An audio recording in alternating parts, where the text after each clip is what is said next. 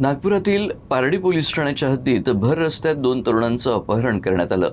बळजबरीनं स्कॉर्पिओमध्ये बसून जवळपास 7 किलोमीटर अंतरावरील निर्जन स्थळी नेऊन त्यांना बेदम मारहाण करण्यात आली।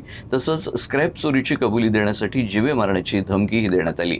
या प्रकरणी पारडी पोलिसांनी तातडीनं कारवाई करत 3 आरोपींना अटक केली असून एक आरोपी अद्यापही फरार आहे।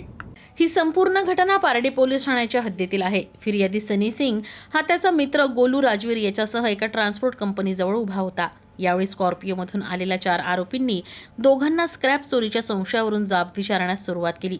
वातावरण चिघळताच गोलू तिथून पळण्याचा प्रयत्न करू लागला, मात्र आरोपींनी त्याचा पाठलाग करून त्याला पकडलं। यानंतर दोन्ही तरुणांना बळजबरीनं स्कॉर्पिओनं जवळपास 7 किलोमीटर अंतरावर निर्जन स्थळी नेण्यात आलं। इथं त्यांना बेदम मारहाण करण्यात आली। आरोपींनी दोघांवर स्क्रॅप चोरीची कबुली देण्यासाठी दबाव टाकला आणि नकार दिल्यास जीवे मारण्याची धमकी दिली। मारहाण केल्यानंतर आरोपी दोघांनाही तिथंच सोडून पसार झाले। दरम्यान या घटनेची तक्रार मिळताच पारडी पोलिसांनी तातडीनं कारवाई करत रमजान शाह, फैजान आणि यादव या 3 आरोपींना अटक केली, तर एका अज्ञात आरोपीचा शोध सुरू आहे।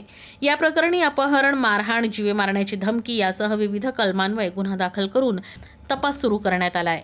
ह्या तिघांनी मिळून की त्यांचं गाडीचं काही सामान चोरलं, ह्या डाऊटवरून फिर्यादीला किडनॅप केलं आणि त्याला मारहाण केलं।